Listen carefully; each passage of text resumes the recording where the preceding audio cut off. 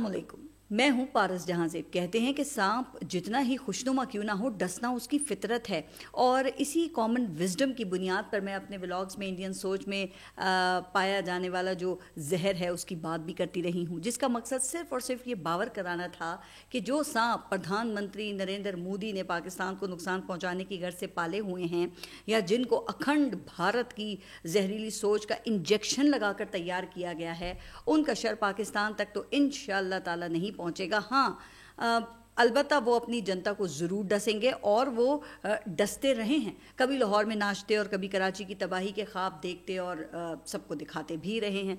अब जबकि Indian chief of defence general Anil Chauhan ने ये 1/4 सच बोला है, तो ये उसको भी डसना शुरू हो गए हैं। इससे पहले ना विक्रम मिस्री की बेटी को छोड़ा था और ना ही कर्नल सूफिया का ख्याल रखा, यहाँ तक कि पहलगाम हमले में बेवा होने वाली उस विक्टिम को भी ना बख्शा इन्होंने, जिसका जुर्म सिर्फ और सिर्फ इतना था कि उसने पहलगाम वाक़े की बुनियाद पर कश्मीरी मुसलमानों पर जुल्म से मना किया था। ढिटाई का आलम यह था कि जब वो पाकिस्तान को डेसिमेट करने की अक्सबंदी कर रहे थे, उस वक्त तक 5 इंडियन जेट्स वो गिर चुके थे। इन सांपों ने ऐसा जहर फैलाया कि बेचारे जनरल अनिल चौहान वो ये कहने पर मजबूर हो गए कि हमारे ऑपरेशनल टाइम का 15% वक्त गोदी मीडिया के झूठे बयानिए और डिस इन्फॉर्मेशन का मुकाबला करने में लगा। इससे आप इंडियन सेना के जज्बात का अंदाज़ा कर सकते हैं। शायद वो ये कहना चाहते हैं कि अगर ये 15% वक्त सेना को ऑपरेशन के लिए मिल जाता तो शायद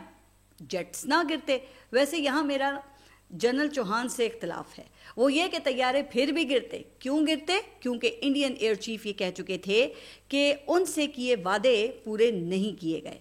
मगर यहाँ ये सवाल है कि अगर इंडियन सेना भी गोदी मीडिया के शर से नहीं बच सकी, तो फिर ऐसी कौन सी ताकत है जिसकी आशीर्वाद से ये झूठ फैलाया जा रहा था? तो जाहिर है कि वो एक ही कल्प्रिट बाकी बचता है फिर, और वो है नरेंद्र मोदी, जिसकी ज़बान से अब भी बारूदी सुरंगें निकलती हैं, जिनको इंडियन सेना डिफ्यूज करने की भरपूर कोशिशों में मसरूफ है। अब जनरल चौहान का बयान और इससे पहले एयर मार्शल अमरप्रीत सिंह की स्टेटमेंट, जिस पे मैं बड़े तफसील से गुज़िश्ता एक व्लॉग में अपने बात कर चुकी हूँ, उस वक्त भी मैंने यही कहा था कि इंडियन सेना अपने प्रधानमंत्री की आंखें खोलने की कोशिशें कर रही है, लेकिन आंखें तो तब खुलें ना जब मुंह बंद होगा।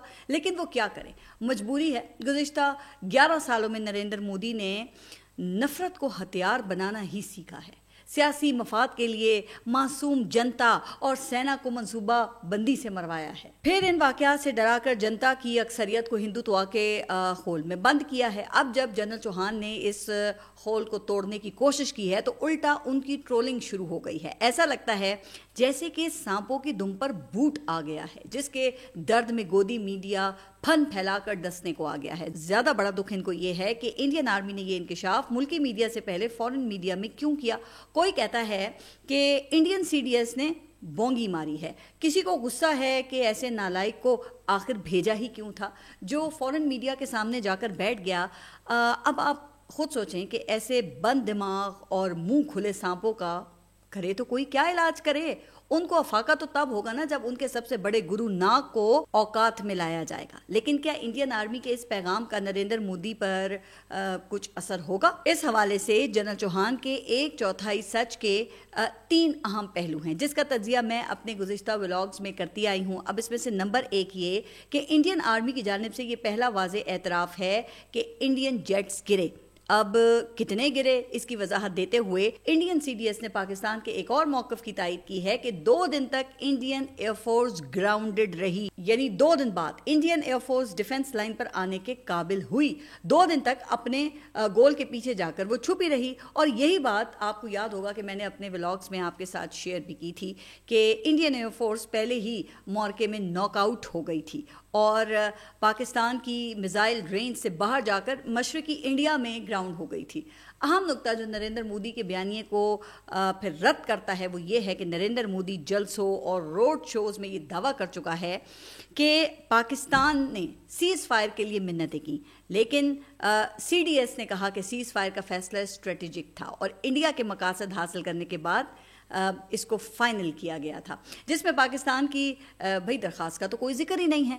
लेकिन ये स्ट्रेटेजिक फैसले वाली बात हाँ یہ اہم ہے۔ اب جملے کا دوسرا حصہ تو پھر انڈین پوزیشن کو کور کرنے کے لیے جنرل چوہان نے لگتا ہے کہ نتھی ہی کیا ہے کہ انڈیا نے مقصد حاصل کر لیے تھے۔ اگر مقصد حاصل ہو گیا تھا تو پھر مودی کو یہ سڑکوں پہ تھیٹر لگانے کی ضرورت کیوں پیش آ رہی ہے؟ مقصد تو تب حاصل ہوتا نا جب ٹرمپ کو انڈیا کو آئینہ دکھانے کے لیے پورے 1 درجن جو بیانات ہیں وہ نہ جاری کرنے پڑتے، لیکن صدر ٹرمپ نے ہر انڈین ڈینائل اور ڈینائل کے بغیر بھی تھوک کے حساب سے بیانات جاری کیے۔ اس لیے اب یہ بات تو واضح ہو گئی ہے کہ انڈیا کا اسٹریٹجک فیصلہ یہی تھا کہ امریکہ کی مدد سے فیس سیونگ لو اور سیز فائر کر لو، ورنہ پاکستان نے مزید پیٹنا ہے۔ جنگ میں غلطی کا اعتراف، یہ آپ جانتے ہیں نا کہ کوئی معمولی بات نہیں ہوتی ہے، لیکن اس حقیقت کو جانتے ہوئے مودی نے جنتا کو ٹرک کی بتی کے پیچھے لگائے رکھا۔ اب جس پہ انڈین آرمی کی طرف سے یہ پیغام ہے کہ ہمیں سیاسی جنگ کا ایندھن نہ بناؤ، حقائق کا سامنا کرو، ٹیمپریچر کو ڈاؤن کرو، اور یہی بات پاکستان کہہ رہا ہے کہ ہمیں اس سے کوئی مطلب نہیں ہے کہ تمہارا رنگ، نسل، مذہب یا عقیدہ کیا ہے۔ ہمیں مسئلہ اس شیطانی سوچ سے ہے جو سیاسی مفاد کے لیے عقیدے کی غلط تشریح کا زہر گھولتا ہے، چاہے وہ فتنہ الخوارج ہو، فتنہ الہندوستان ہے، یا ان دونوں کا سرغنہ یعنی نریندر مودی ہے۔ جہاں تک مذہبی رواداری کا تعلق ہے تو یہ بات قائد اعظم نے 1947 میں دستور ساز اسمبلی کے پہلے ہی اجلاس میں خطاب میں واضح کر دی تھی کہ آپ آزاد ہیں، آپ آزاد ہیں اپنے مندروں میں جانے کے لیے، آپ آزاد ہیں اپنی مساجد میں جانے کے لیے اور ریاست پاکستان میں اپنی کسی بھی عبادت گاہ میں جانے کے لیے، خواہ آپ کا تعلق کسی بھی مذہب، ذات یا نسل سے ہو۔ ریاست کا اس سے کوئی لینا دینا نہیں۔ اب دلچسپ بات یہ ہے کہ اس کا عملی مظاہرہ انڈین حملے سے صرف یہ 1 دن پہلے بلوچستان کے شہر لسپیرا میں ہوا، جہاں پوری دنیا سے یہ تقریباً کوئی 2 لاکھ ہندوؤں نے ہنگلاج یاترا کی اختتامی رسومات میں شرکت کی۔ ہنگلاج کے پہاڑوں میں واقع یہ سائٹ ہندو تہذیب کے بڑے مقامات میں سے ایک ہے۔ جب انڈیا یہ حملے کے لیے پر تول رہا تھا نا تو سیکیورٹی اداروں کے 1100 اہلکار زائرین کی حفاظت پر یہاں مامور تھے، کیونکہ زائرین کو سب سے بڑا خطرہ نریندر مودی سے تھا، جو نفرت کے فروغ کے لیے اپنی پراکسیز کے ذریعے بلوچستان میں کسی کو بھی کہیں بھی نشانہ بنا سکتا ہے۔ لیکن پاکستان نے اپنی مذہبی رواداری کا بھرپور دفاع کیا، اور یہی پاکستان کی اصل شناخت ہے جس کو دنیا کے سامنے پیش کرنا حکومت کی ذمہ داری ہے۔ اس حوالے سے پاکستانی وفد اس وقت امریکہ میں ہے، اور بلاول بھٹو نے بغیر ثبوت انڈین اٹیک اور پانی کو بطور ہتھیار استعمال کرنے کے انڈین اقدامات کو وہاں پہ اجاگر کیا ہے۔ اب امید ظاہر کی جا رہی ہے کہ انڈین موقف کو غلط ثابت کرنے کے لیے ان کے بیانیے کو منوان بیان کر دینا ہی یہ کافی ہے، اور یہ بات درست بھی ہے۔ اور اب تک دنیا نے پاکستان کے موقف کو وزن دیا ہے۔ بھارت ڈپلومیٹک آئسولیشن میں ہے، لیکن یہ بات بھی تو یاد رکھنی چاہیے کہ امریکی اداروں میں لابیز کا اثر یہ ایک کھلی حقیقت ہے۔ اب انڈین لابی ظاہر ہے کہ وہ چپ کر کے یا خاموش ہو کر تو نہیں بیٹھی ہوگی نا، سخت سوالات ان کے منتظر ہوں گے، جس کا اشارہ آپ کو یاد ہے کہ میں نے اپنے ایک پچھلے ولاگ میں دیا تھا۔ گزشتہ روز امریکہ میں موجود معروف پاکستانی اسکالر پروفیسر حسن عباس نے بھی اس جانب توجہ دلائی۔ پاکستانی وفد میں اپوزیشن کی غیر موجودگی پر سوال اٹھایا، پھر انسرجنسی سے متاثرہ خیبر پختونخوا اور بلوچستان کی نمائندگی نہ ہونے پر تعجب کا اظہار بھی کیا، کیونکہ امریکی کانگریس میں ظاہر ہے کہ اس حوالے سے سوالات ہوں گے۔ پاکستان میں سیاسی وکٹمائزیشن پر بھی سخت سوالات کی توقع ہے۔ یہ بھی پوچھا جا سکتا ہے کہ سول حکومت کے پاس آخر اختیار کتنا ہے، اور یہ باتیں میں نہیں کر رہی۔ ان خدشات کا اظہار پروفیسر حسن عباس نے کیا ہے، بلکہ انہوں نے اس وفد کو مزید جاندار بنانے کے لیے عسکری نمائندگی کی تجویز بھی دی ہے۔ میں نے اپنے ولاگ میں کہا تھا کہ اگر اس کے مطابق وفد میں تمام جو سٹیک ہولڈرز ہیں ان کو شامل کیا جاتا تو کئی سوالات جو ہیں وہ خود بخود ہی ختم ہو جاتے، لیکن اس کے لیے قومی مفاہمت کے جذبے کی ضرورت تھی، جس کا اظہار حکومت کی جانب سے نہیں کیا گیا۔ اب میاں محمد نواز شریف یہ کہہ رہے ہیں کہ ملک وہ درست سمت میں آگے بڑھ رہا ہے۔ جب میں نے یہ سنا تو یقین کریں کہ مجھے تو بہت خوشی ہوئی کہ اگر میاں نواز شریف کہہ رہے ہیں تو ظاہر ہے کہ ان کی اس بات میں کچھ نہ کچھ وزن تو ہوگا، کیونکہ وہ کم ہی بولتے ہیں۔ پھر میں نے اعداد و شمار اور اہم جو انڈیکیٹرز ہیں وہ سارے چیک کیے، تو ان میں مجھے کوئی انقلابی تبدیلی نظر نہیں آئی۔ پھر میں نے سوچا کہ ہو سکتا ہے کہ اقوام متحدہ نے کشمیر پر اپنی قراردادوں پر عمل درآمد کا فیصلہ کر لیا ہو، لیکن اس حوالے سے بھی مجھے تو کوئی خبر نہیں ملی۔ اچھا، پھر اچانک میری نظر دو خبروں کے اوپر پڑی جس سے مجھے میرے سوال کا جواب مل گیا۔ ایک خبر مسلم لیگ نون کے سمریال الیکشن جیتنے کی، اور دوسری خبر میاں صاحب کے لنڈن پہنچنے کی۔ مجھے حیرت ہوئی کہ میاں صاحب نے تو الیکشن جیتنے پر جشن کا بھی انتظار نہیں کیا اور خصوصی طیارہ پکڑ کے وہ لنڈن چلے گئے۔ آخر اتنی بھی کیا جلدی تھی؟ اور پھر جب سمریال الیکشن کی تفصیلات دیکھیں تو اس کا جواب بھی مل گیا کہ پاکستان تحریک انصاف اور پاکستان پیپلز پارٹی دونوں نے سنگین دھاندلی کے الزامات لگائے ہیں، اور جس نوعیت کے یہ الزام لگائے گئے ہیں تو اس سے تو ویسے کچھ ایسا ہی تاثر ملتا ہے کہ نتیجہ پہلے سے تیار تھا۔ اب اللہ ہی جانتا ہے کہ کیا ہوا ہے۔ ویسے اس کا پتہ تو اسی وقت چلے گا جب کوئی انکوائری یہاں پر ہوتی ہے۔ لیکن نون لیگ کی اتحادی جماعت پاکستان پیپلز پارٹی بھی یہ کہہ رہی ہے کہ نہ ہمیں ووٹ پڑے ہیں اور نہ ہی مسلم لیگ نون کو، تو پھر ووٹ کسے پڑے ہیں؟ ظاہر ہے کہ تیسرا امیدوار تو پھر پاکستان تحریک انصاف کا ہی تھا۔ اچھا، یہ بات میں نے ندیم افضل چند کو بھی کہتے ہوئے سنا کہ کیا ایسے نتائج کو مقبولیت کا ٹیسٹ کہا جا سکتا ہے؟ لیکن میاں محمد نواز شریف نے کچھ ایسا ہی انکشاف کیا ہے۔ کہا ہے کہ لوگوں نے شہباز شریف اور مریم کے کاموں کو ووٹ دیا ہے۔ پاکستان ترقی کی راہ پر اس وقت چل پڑا ہے، ملک میں مثبت تبدیلی آ رہی ہے۔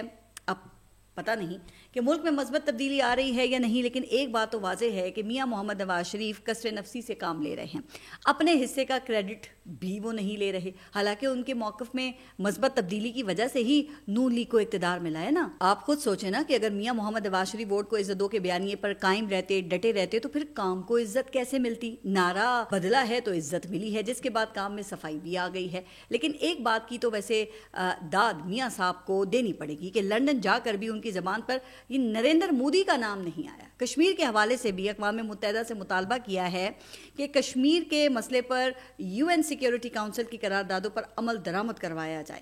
ویسے پاک انڈیا کے درمیان بڑے مسئلے کو جڑ سے پکڑا ہے، لیکن جڑ پر قابض مودی کو کچھ کہنے کے بجائے یہ رسمی جملوں پر ہی انہوں نے یعنی میاں صاحب نے اکتفا کیا ہے۔ چلیں، ان کی مرضی ہے، اگر وہ یہ بھی کہہ دیتے تو کون سا فرق پڑ جانا تھا۔ لیکن میاں نواز شریف کی مثبت تبدیلی والی بات وہ معنی خیز ہے۔ جب سے نون لیگ اقتدار میں آئی ہے، ان کے نقطہ نظر سے عمران خان اور اسٹیبلشمنٹ کے درمیان تناؤ برقرار ہے، اور یہی ان کے اقتدار کی ضمانت ہے۔ اب وہ جنگ کے بعد اداروں کے حوالے سے قائم مثبت تاثر کو بنیاد بنا کر مزید 3 سال تک عمران خان کو قید میں رکھنے کی باتیں کر رہے ہیں۔ اب رانا ثناء اللہ نے یہ کہا ہے کہ عمران خان کو کچھ کیسز میں سزا ہو چکی ہے، کچھ اور میں ہو جائے گی، 2-3 سال تک تو بھول جائیں کہ عمران خان باہر آئیں گے۔ پھر رانا ثناء اللہ نے اپنے مخصوص انداز میں زیر لب مسکراتے ہوئے اس کی وجہ بھی بیان کر دی کہ 10 مئی کے بعد تو 2 سال گزر جائیں گے۔ اب ان کے ایکسپریشن سے تو لگتا یہ ہے کہ شاید وہ یہ کہنا چاہ رہے ہیں کہ 2 سال چٹکی میں گزر جائیں گے، جس کا مطلب یہ ہے کہ نون لیگ کا فوکس پاکستان تحریک انصاف کی فالٹ لائن کو ایکٹیو رکھنا ہے، جس کے لیے مریم نواز 9 مئی، 10 مئی اور 28 مئی کے ٹرائنگولر کمپیریزن میں مصروف ہیں۔ لیکن یہاں پر $1,000,000 سوال یہ ہے کہ تحریک انصاف ہر بار اس ٹریپ میں کیوں پھنس جاتی ہے؟ یہ وہ سوال ہے جس کا جواب تحریک انصاف نے خود تلاش کرنا ہے۔ تحریک انصاف نے ملک گیر احتجاجی تحریک کا اعلان کیا ہے، اور عمران خان کی طرف سے یہ کہا گیا ہے کہ میں جیل سے ہدایات دوں گا کیونکہ ہمیں دیوار سے لگا دیا گیا ہے، کوئی راستہ نہیں بچا، اور عمران خان نے وکلا کی مشاورت سے احتجاجی پلان مانگا ہے۔ لیکن کیا پاکستان تحریک انصاف کی قیادت کوئی ایسا ملک گیر احتجاجی پلان بنانے اور اس پر عمل کرنے کی اہلیت بھی رکھتی ہے؟ ابھی سے عمران خان سے ملنے والا ایک گروپ تو یہ کہہ رہا ہے کہ جب بڑے بڑے اولے پڑ رہے ہوں تو باہر نہیں نکلنا چاہیے، تو اس مکسڈ سگنلنگ سے پی ٹی آئی کو کافی نقصان ہو رہا ہے۔ اب کلیئرٹی آف تھاٹ یہ سب سے پہلی چیز ہوتی ہے۔ اچھا، دوسری طرف رانا ثناء اللہ نے یہ انتباہ بھی کیا ہے کہ پاکستان تحریک انصاف کے لوگ اگر قانون کو ہاتھ میں لیں گے تو پھر دھر لیے جائیں گے۔ اب تاریخی ریکارڈ کو دیکھ کر یہ بات پھر حقیقت کے زیادہ قریب لگتی ہے، لیکن کیا سیاسی احتجاج کرنا یہ قانون کی خلاف ورزی ہے؟ نہیں، بالکل بھی نہیں ہے۔ سیاسی احتجاج کا حق بنیادی حقوق میں شامل ہے، لیکن اس کے ساتھ کچھ شرائط بھی عائد ہوتی ہیں۔ یہی وہ شرائط ہیں جن کی بنیاد پر حکومت سیاسی احتجاج کو روکتی ہے۔ حکومت کے پاس اختیار ہے کہ وہ دفعہ 144 سے لے کر دہشت گردی اور دہشت گردی کے دفاع سے لے کے غداری تک جس نوعیت کا چاہے مقدمہ بنا سکتی ہے، بھلے یہ مقدمات بعد میں غلط ہی ثابت کیوں نہ ہو جائیں، لیکن یہ کسی بھی سیاسی ورکر کو 2 سے 3 سال تک جیل میں رکھنے کے لیے کافی ہوتے ہیں۔ سوال یہ ہے اب کہ کیا پاکستان تحریک انصاف کی لیڈرشپ کے پاس اس کا کوئی توڑ موجود ہے؟ تو اس پر کوئی حتمی رائے تو فی الحال قائم نہیں کی جا سکتی ہے، لیکن سادہ سا اگر حساب کریں تو یہ اسی صورت میں کامیاب ہوگا کہ اگر اتنے لوگ نکلیں جنہیں جیل میں رکھنا ممکن نہ ہو۔ لیکن کہتے ہیں کہ اس حوالے سے پاکستان تحریک انصاف کو اپنے جو ناقدین ہیں ان کی رائے کو مد نظر رکھنا چاہیے۔ سینئر صحافی انصار عباسی صاحب نے اب عمران خان کے بے وفا ہمدردوں کے نام سے کالم میں لکھا ہے کہ تحریک انصاف کے پارٹی رہنماؤں اور ورکرز کو مشکل حالات کا سامنا ہو سکتا ہے، جس کے لیے ان کو تیار رہنا چاہیے۔ پاکستان تحریک انصاف کے وہ سپورٹرز اور ووٹرز جن کا احتجاج اپنے گھروں یا دفتروں تک محدود رہتا ہے اور جو سوشل میڈیا تک ہی دوسروں کو گالم گلوچ اور بہتان تراشی کا نشانہ بنا کر اپنی حقیقی آزادی کی جنگ کو محدود کیے ہوئے ہیں، انہیں بڑی تعداد میں باہر نکلنا پڑے گا، اور چاہے اس کے لیے ان کو جیلوں میں جانا پڑے یا کوئی دوسری مشکل کا سامنا کرنا پڑے، ان کو ہر قسم کے احتجاج کے لیے تیار رہنا ہوگا۔ یہ انصار عباسی صاحب کی رائے ہے جو کہ پاکستان تحریک انصاف کو کرٹیکل اینگل سے دیکھتے ہیں، جن کا ماننا یہ ہے کہ پاکستان تحریک انصاف کی مشکلات کی ایک وجہ وہ ووٹرز اور سپورٹرز ہیں جو مشکلات کو برداشت نہیں کر سکتے، یا پھر سوشل میڈیا ایکٹیوسٹ ہیں جو ہر وقت مخالفین اور اداروں کے اوپر لان تان کرتے رہتے ہیں۔ ویسے اس بات سے اصولی طور پہ کسی کو اختلاف تو نہیں ہونا چاہیے کہ کسی کو گالی دینا یہ کسی بھی جواز کے تحت درست نہیں ہے۔ جناب، بات کا وزن گالی سے نہیں دلیل سے بڑھتا ہے۔ اس حوالے سے تو پاکستان تحریک انصاف کو دوسروں کی شکایت کا فوری طور پہ پھر ازالہ کرنا چاہیے، لیکن صرف یہ کہہ کر دامن چھڑا لینا کہ پاکستان تحریک انصاف ورکرز کو مشکل حالات کا سامنا ہو سکتا ہے جس کو برداشت نہ کرنے والے وہ عمران خان کی مشکلات کے ذمہ دار ہے، تو یہ بات پھر بحث طلب ہے۔ یہ اتنی سادہ بات نہیں ہے جناب۔ ریاست کی دیکھیں پہلی کوشش پھر یہ ہونی چاہیے کہ ایسی کوئی صورتحال ڈیولپ ہی نہ ہو، ہر حقدار کو اس کا حق ملنا چاہیے، لیکن ایسا ہو گیا تو پھر میاں محمد نواز شریف کی مثبت تبدیلی کا سفر رک جائے گا، جو کہ فی الحال تو ہوتا ہوا دکھائی نہیں دے رہا۔ لیکن اس کا مطلب یہ نہیں ہے کہ کسی سے پرامن احتجاج کا جو حق ہے وہ یہ کہہ کر چھین لیا جائے کہ اس کا ووٹر وہ سختی برداشت نہیں کر سکتا۔ ویسے یہ کوئی دلیل نہیں ہے۔ آپ اپنا خیال رکھیے اور اگلے ولاگ تک کے لیے اللہ حافظ۔